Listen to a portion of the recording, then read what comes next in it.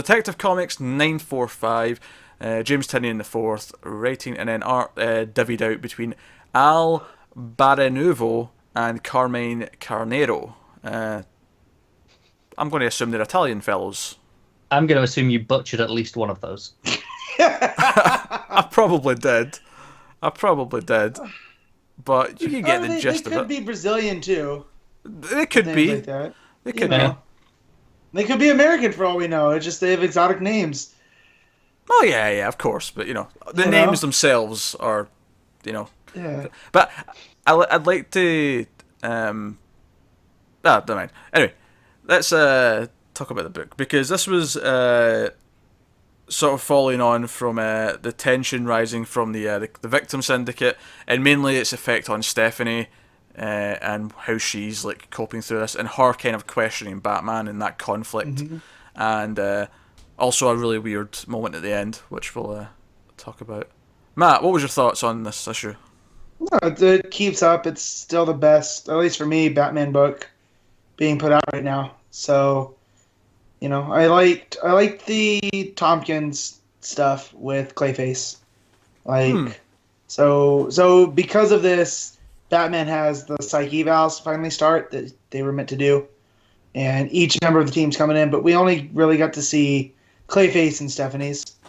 So, thought that was pretty cool. It gives another side to Clayface. Like, the longer he stays in the Clayface form, the more his brain, like the parts of his brain that dictate morals, like good and bad, they kind of disappear.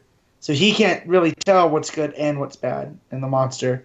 And I kind of like that. It added a new layer to that character that's always just kind of been shapeshifter monster guy.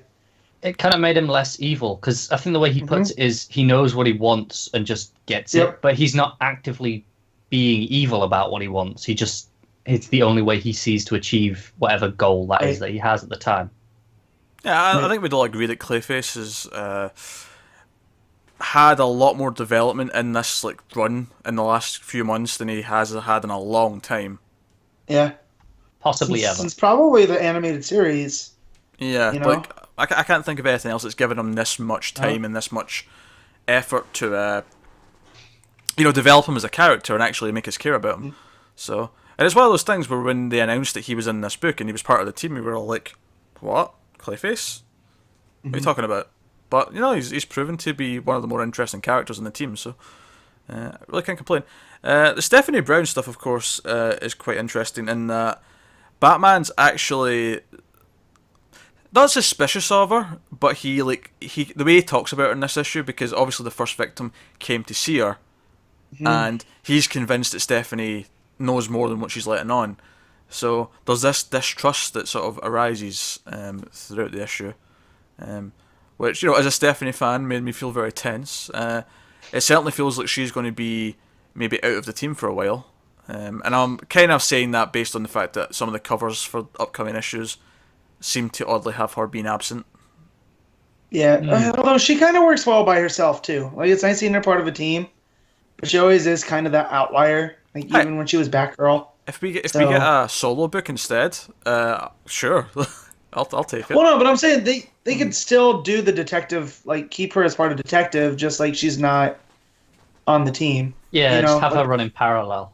Yeah, sure.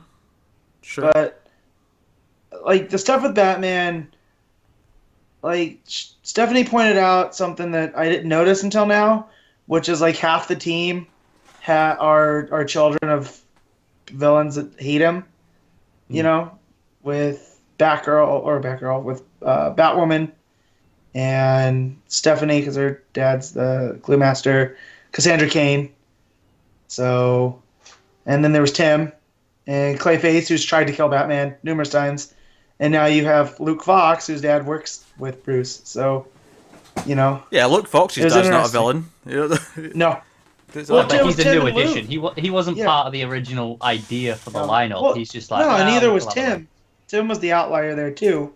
So it almost like... I feel this is the first victim's idea, or idea plan, that you plant this idea in Batman's head. That plant it there in Stephanie's head that Batman doesn't trust them. That So it's just a way of breaking up the team, really, isn't it?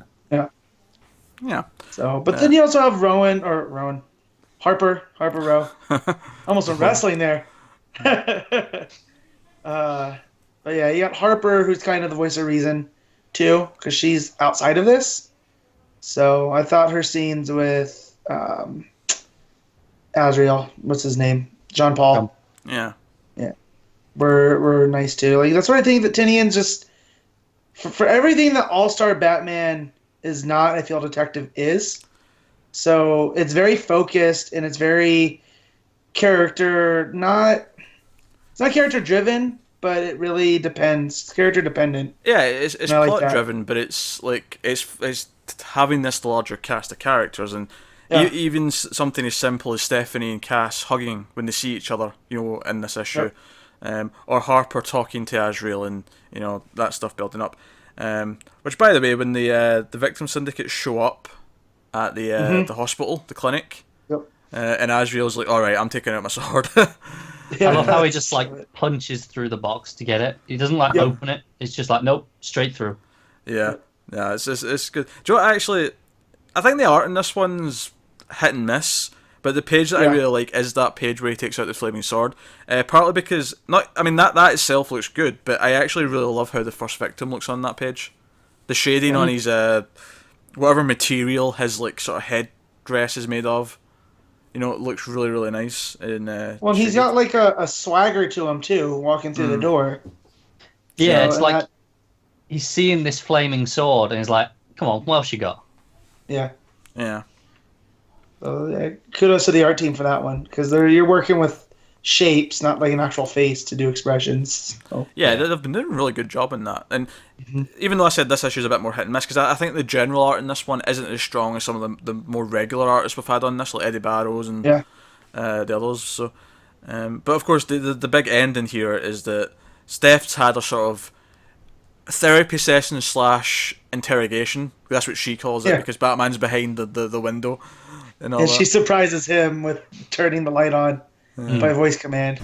Yeah.